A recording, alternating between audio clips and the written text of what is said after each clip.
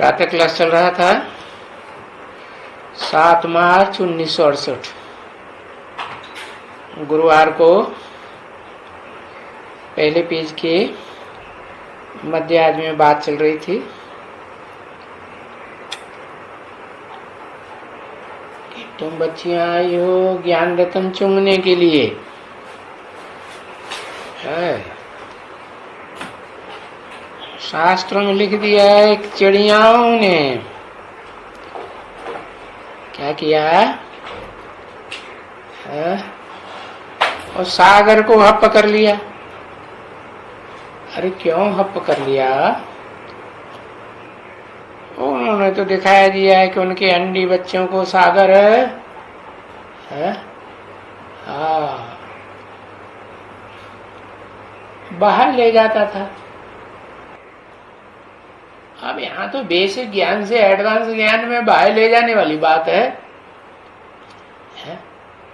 ज्ञान रतन देकर के बाहर ले जाने वाली बात है या कोई वो उन्होंने स्थूल सागर समझ लिया, स्थूल चिड़िया समझ लिया? नहीं।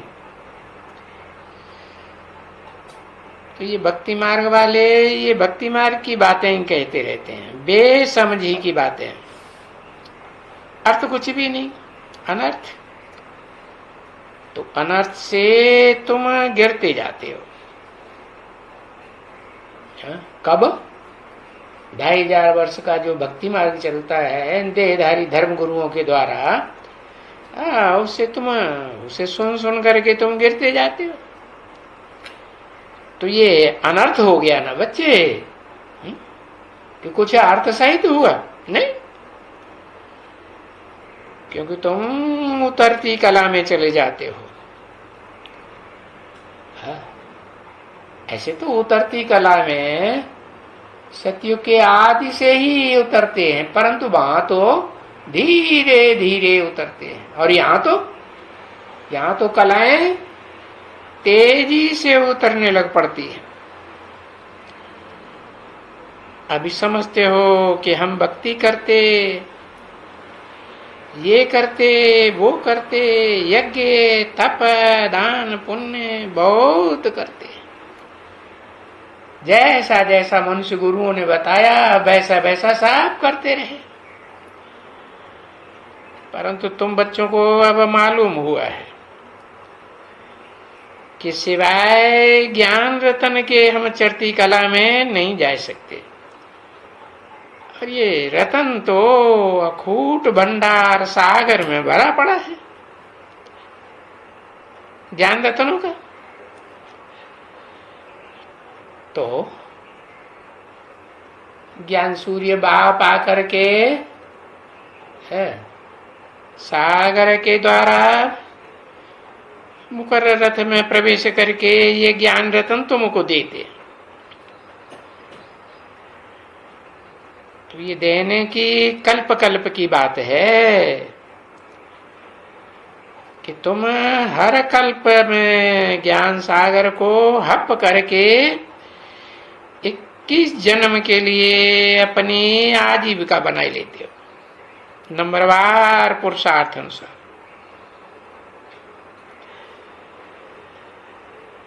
ये तुम्हारा 21 जन्म की आजीविका, अथवा कहें अब जन्म जन्मांतर आत्मा को शरीर लेकर के आजीविका के लिए फिर है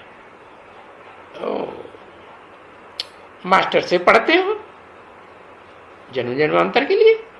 अभी तो 21 जन्म के लिए बताया, अभी जन्म जन्मांतर 84 जन्म के लिए क्यों बताई दिया? क्योंकि 21 जन्म के जो पुरुषार्थ के संस्कार हैं वो 63 जन्म में भी कायम रहते हैं आत्मा में। तो जिसने जो पुरुषार्थ 21 जन्म का किया, उस 21 जन्म के आधार पर जिसने जितना उच्च पद पाया वो वहां 63 जन्मों में भी द्वापर युग से लेकर कलयुग अंत तक जो ब्रह्मा की रात कही जाती है, अज्ञान रात, उसमें वो उच्च पद ही पाते हैं नंबरवार। ऐसे नहीं है कि सिर्फ 21 जन्म की आजीविका तुम कमाते हो, नहीं। है। कोई कोई बच्चे तो बोला है ना, है कहाँ बोला, कोई पूछे तो भाई कन्नड़ में जो मुरली मिली थी ना, भले उसकी तारीख अभी पक्की नहीं हुई है, लेकिन मुरली तो मिली ना कन्नड़ भाषा की, तो उसमें तो दिया हुआ था। कोई बच्चे ऐसे भी हैं 82-83 जन्म तक भी बहुत सुख में रहते। नहीं तो बाबा ने तो बता ही दिया, जो सनातन धर्म के पक्के बच्चे हैं वो तो ज्यादा जन्मों तक सुखी रहते हैं। बाकी तुम जो बच्चे देवता धर्म में जन्म लेते हो, देवता बनते हो, उनके लिए बताया क्या, तुम्हारा पौना हिस्सा सुख और 1/3 तुम दुखी होते हो, 1/4 दुखी होते हो। माने कलयुग में आकर के तुम बच्चे बहुत दुखी हो जाते। बताया अभी तुम मास्टर से पढ़ते हो, सुप्रीम टीचर से पढ़ते हो। इस सुप्रीम टीचर से तुम जो पढ़ते हो 21 जन्म के लिए, इसलिए कहा जाता है बेहद के लिए आजीविका, क्योंकि स्वर्ग को बेहद की दुनिया कहेंगे ना, है सुख की दुनिया है, सुख ही सुख होता है, वहां दुख तो होता ही नहीं। तो 21 जन्म के लिए तुम भरपूर हो जाते हो, है तन से भी भरपूर, धन से भी भरपूर, और मन की एकाग्रता से भी भरपूर हो जाते हो। तुमको कोई फिकरात नहीं रहती वहां, है कोई चिंता रहती है, कोई चिंता नहीं, निश्चिंत हो जाते हो 21 जन्म के लिए। तो अपन को, तुम बच्चों को लकी सितारे समझना चाहिए। क्या लकी माने भाग्यशाली, दुर्भाग्यशाली नहीं। दुर्भाग्यशाली वो है जो स्वर्ग का मुंह भी नहीं देखते। हाँ,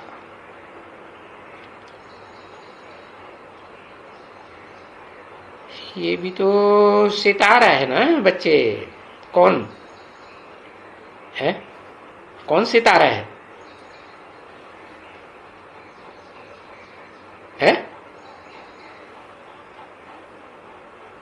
अरे भाई बताओ, कौन सितारा, किसकी बात की?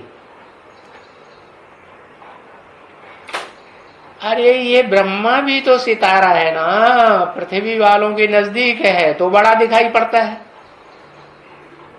और जो भी चमकने वाले सितारे हैं वो तो बहुत दूर दूर है ना, ये तो बहुत नजदीक है तो इसलिए बड़ा दिखाई पड़ता है।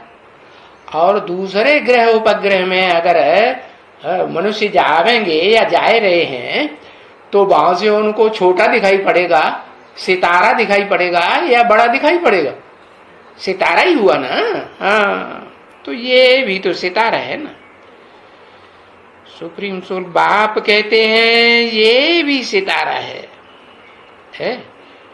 जैसे तुम सितारा हो, है? तेरे को नाम दिया ध्रुव तारा, तो ये भी ये ध्रुव तारा दुनिया वालों की पहुंच से नंबरवार बहुत दूर से दूर है। हाँ, और ये चंद्रमा तो दुनिया में जो लोग रहते हैं उनके लिए और सितारों के मुकाबले नजदीकी है ना, ध्रुव तारे के मुकाबले तो बहुत नजदीक है। तो ज्ञान सूर्य तो इनमें प्रवेश कर रहा है। इनमें माने किन में है? हाँ, ये जो भी चंद्रमा का जिनको मुख चंद्र, मुख कौन सा अच्छा समझा जाता है? चंद्रमा जैसा शीतल मुख बहुत अच्छा समझा। बच्चे किसको पसंद करते हैं? चांद को पसंद करते हैं या सूर्य को देखना पसंद करते हैं? चांद जैसा। हाँ, चांद जैसा मुखड़ा कितना गाते हैं। तो देखो ये जो भी है ब्रह्मा के मुख दादा लेखराज के, वो क्या है, ये चांद जैसे मुखड़े हैं ना। भले दादा लेखराज पुरुष तन भी है, दुर्योधन तो शासन है कि नहीं, हाँ भले है, तो भी वो सारे ब्रह्मा कुमार कुमारियां जो अपन को अम्मा कुमार ही मानते हैं, है वो उसे बहुत पसंद करते हैं ना, है? उसे के चेहरे को ही देखते हैं या किसी दूसरे व्यक्ति के चेहरे को देखते, हाँ उसी को देखना पसंद करते। तो इनमें प्रवेश कर रहा है, इन सभी मुखों में। कौन कौन से मुखों में? हाँ 4 मुख है, इनमें प्रवेश कर रहा है। वो गाया जाता है, क्या ये नहीं गाया जाता है चंद्रमा, गाया जाता है ज्ञान सूर्य प्रगटा अज्ञान अधेर विनाश। जो ज्ञान सूर्य है वो अलग है, इन चारों के मुकाबले अलग है कि इन जैसा ही है, अलग है। हाँ, तो वो क्या करता है, उसका काम खास है। जो भी अज्ञान का अंधेरा है इन 4 मुखों के द्वारा फैलाया हुआ, 4 मुखों वाला ब्रह्मा है ना, चतुर्मुखी ब्रह्मा, तो उसकी कोई पूजा करता है? कोई मूर्तियां बनाता है, मंदिर बनाता है? कुछ नहीं। क्यों ऐसा हुआ? क्योंकि अज्ञान अंधकार फैलाई दिया, इसलिए। हाँ, अज्ञान अंधेरे में तो सब भटकते हैं। ज्ञान सूर्य प्रकट होता है संसार में, तो देखो ज्ञान और अज्ञान का ये कंट्रास्ट दिखाते हैं। किसके द्वारा? ये विज्ञान निकलता है। क्या? विशेष ज्ञान। वो हद का विज्ञान है मनुष्यों के द्वारा बनाया हुआ, और ये बेहद का विज्ञान कौन सा है पता है?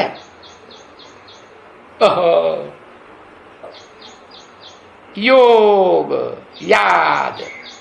ये याद जो है ना, ये संपन्न स्टेज में जब पहुंचेंगे, निरंतर जब तुम्हारी याद रहेगी, तो ये तुम्हारा उन मनुष्यों के बनाए हुए विज्ञान से, साइंस से, अरे वो तो कुछ भी नहीं है, ये तो बहुत पावरफुल चीज हो जाएगी।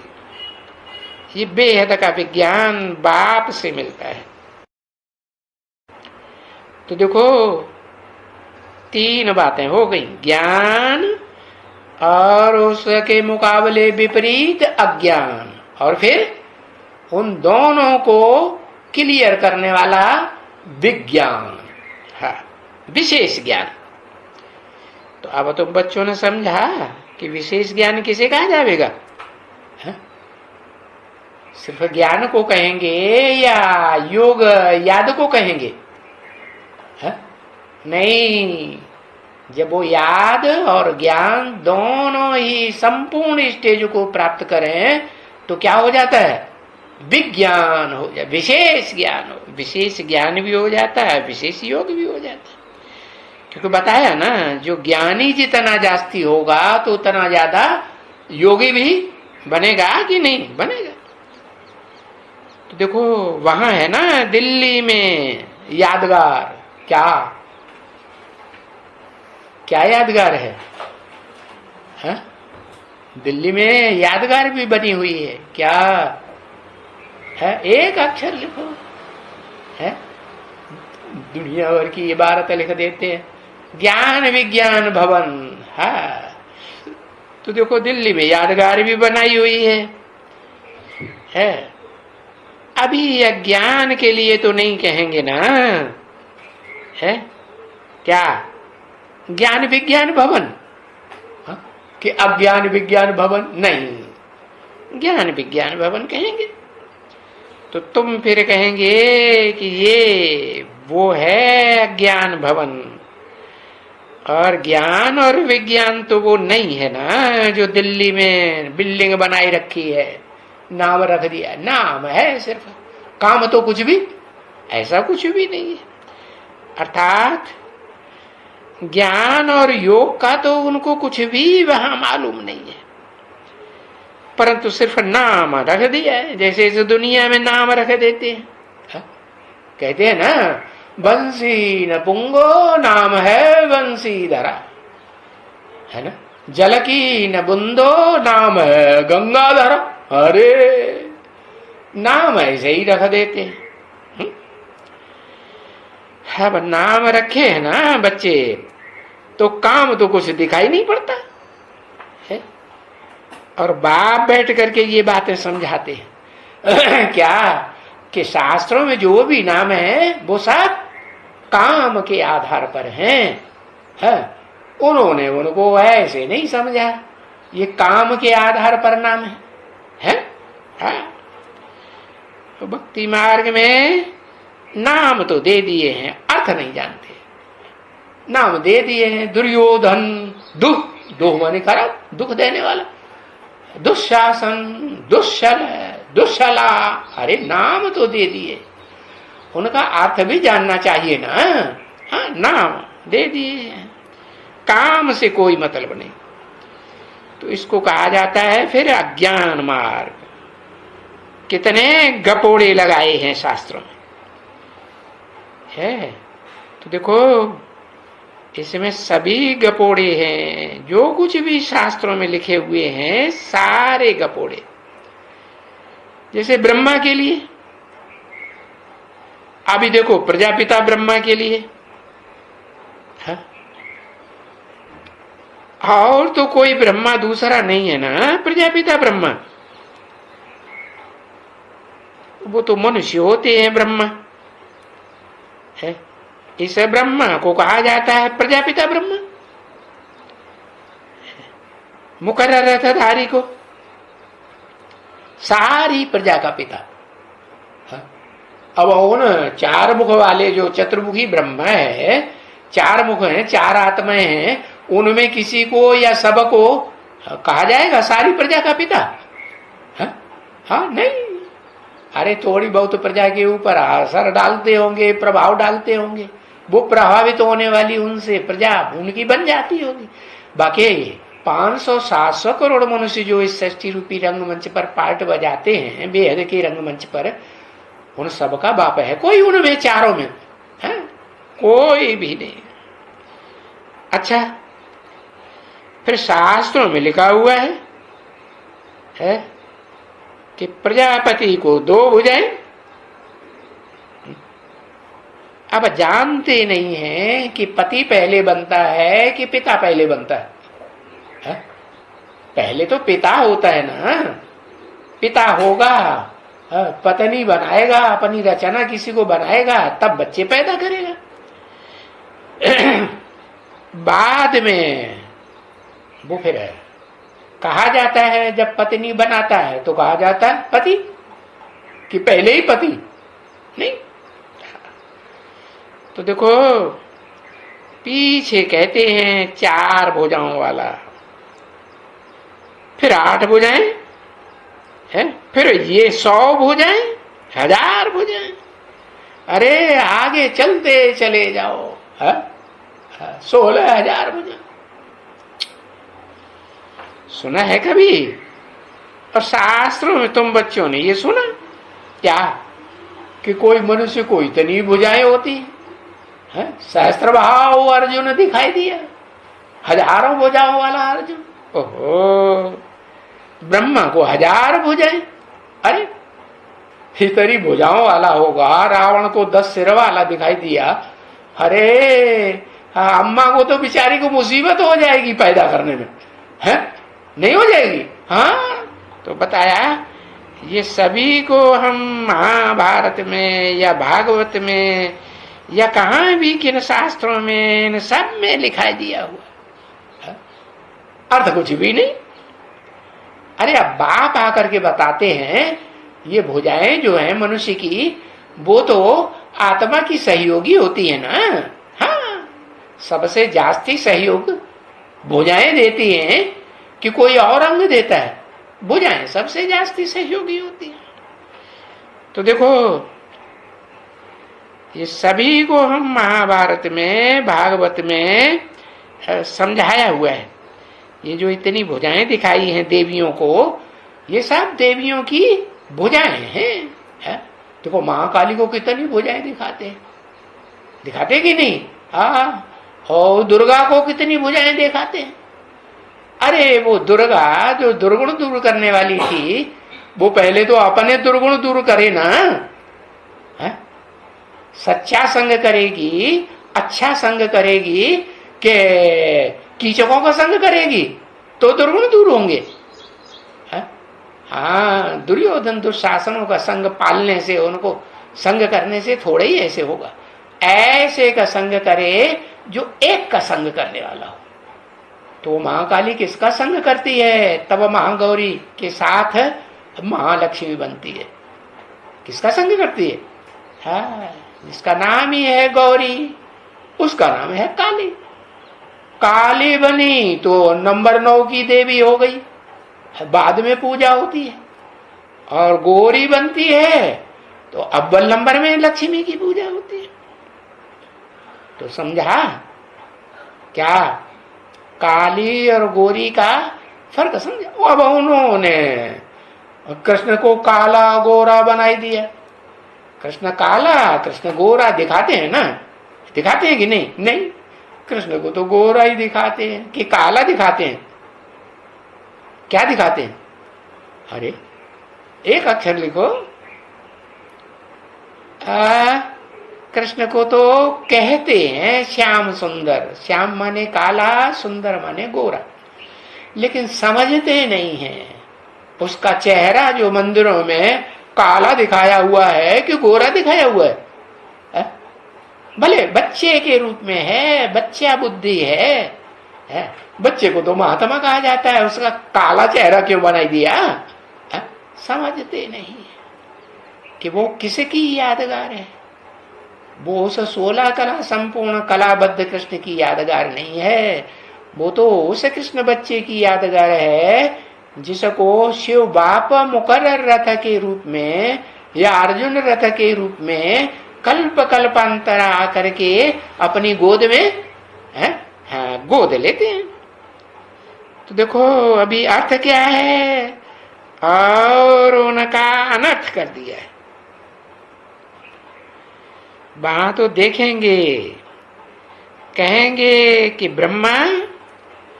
ब्रह्मा को तो 100 भुजाएं दे दी है। हाँ, अब ये इतनी भुजाएं दे दी हैं? नहीं, पर ब्रह्मा को कितनी भुजाएं होती हैं? देखो, ब्रह्मा की भुजाएं इतनी होती हैं जो देवता बन जाते हैं। अभी ब्रह्मा कुमार कुमारियां ये सभी इतनी भुजाएं ही तो हैं सहयोग देने वाली। सहयोगी को भुजा कहा जाता है। फिर एक एक कुमार और ये कुमारी है तो 2 भुजाएं हो गई ना। तो ये सब दिखलाते हैं शास्त्र में। अब ये जैसे विष्णु को 4 भुजाएं दिखाई है, तो इसका क्या अर्थ दिखलाते हैं? कुछ पता ही नहीं।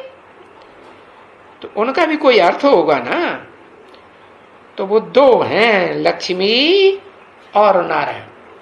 2 लक्ष्मी का पार्ट बजाने वाली और 2 नारायण का पार्ट बजाने। एक अव्वल नंबर का नारायण और एक नंबर 2 का नारायण। एक नारायण कलातीत और एक नारायण कलाबद्ध। दूसरा 16 कला संपूर्ण नारायण होता है कि नहीं? हाँ, सतयुग में 16 कला संपूर्ण। सतयुग होता ही है 16 कला संपूर्ण। लेकिन सतयुग से पहले क्या हुआ वो तो किसी को पता ही नहीं। ऐसा बड़ा दुनिया का बड़े से बड़ा एक्सीडेंट होता है जिसमें सारी दुनिया खलास हो जाती होती है कि नहीं? हाँ, अब ये बात दूसरी है कि कोई देह अभिमान से खलास होते हैं और कोई देह से ही खलास हो जाते। तो देखो बताया कि शास्त्रों में अनर्थ कर दिया है। वो जानते ही नहीं है कि 2 आत्माएं हैं, लक्ष्मी का पार्ट बजाने वाली है नंबर 1 और नंबर 2, और 2 आत्माएं हैं नारायण का पार्ट। तो 4 आत्माएं हुई ना। तो वो 4 आत्माएं भुजाओं के रूप में हैं, सहयोगी के रूप में हैं। ऐसे नहीं कि वो कोई उन भुजाओं को चलाने वाला कंट्रोलर है। कौन हुआ कंट्रोलर है? नाम लिखो। राम कंट्रोलर। राम वाली आत्मा ही तो नारायण बनती है, आदि नारायण, पर ब्रह्म। अच्छा, परम ब्रह्म नारायण। कौन सा परम ब्रह्म है? विष्णु में जो प्रैक्टिकल पार्ट बजाने वाली आत्मा है लक्ष्मी, वो परम ब्रह्म। वो प्रैक्टिकल पार्ट बजाने वाली आत्मा नहीं। आदम तो पतित को कहा जाता है, उसको विष्णु कहेंगे? है? अरे विष्णु तो वो हुआ जो बाबा ने कहा आदि नारायण जब बनता है पुरुषार्थ के अंत में, तो संपूर्ण स्टेज बनती है कलातीत स्टेज, सूर्य जैसी स्टेज बन जाती है। तो नाम उसका पड़ता है विवस्वत। क्या बाप आते हैं ज्ञान सूर्य शिव है, हेवनली गॉड फादर, जो हेवन बनाने का रास्ता बताते हैं ज्ञान सूर्य विवस्वत को, तो उसे आप समान बनाते हैं। जब आप समान बनता है ज्ञान सूर्य, तो फिर देखो शास्त्रों में लिख दिया है कि वो विवस्वत सूर्य की जो आत्मा है, राम वाली आत्मा, उस राम को बाप कहा जाता है। किसका बाप? अरे मनुष्य सृष्टि, साकार मनुष्य सृष्टि का बाप है कि निराकार आत्माओं का बाप है? निराकार आत्माओं का तो बाप नहीं है। तो देखो है, पहले रावण नहीं होता है, ये रावण तो बाद में है। चित्र दिखलाएंगे ना, राम का चित्र पहले और रावण का चित्र बाद में दिखलाएंगे। ओम।